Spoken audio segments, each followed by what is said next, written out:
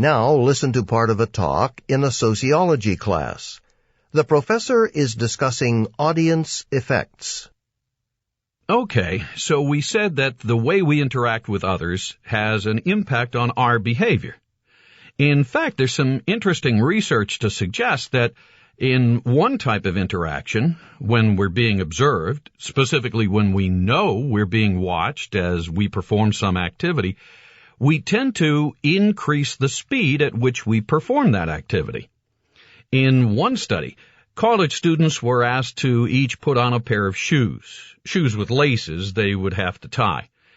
Now, one group of students was told that they would be observed. The second group, however, didn't know they were being observed.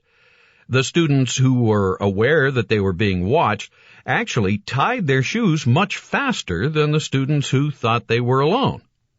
Other studies confirm the same is true even when we're learning new activities. Let's say someone is learning a new task, for example, learning how to type. When they're conscious of being observed, they'll likely begin typing at a much faster rate than they would if they were alone. But, and this is interesting, the study also showed that certain common behavior, things people typically do, like making mistakes when you're learning something new, that behavior pattern will also increase. So in other words, when we're learning to type and we know we're being watched, we'll type faster, but we'll also make more mistakes.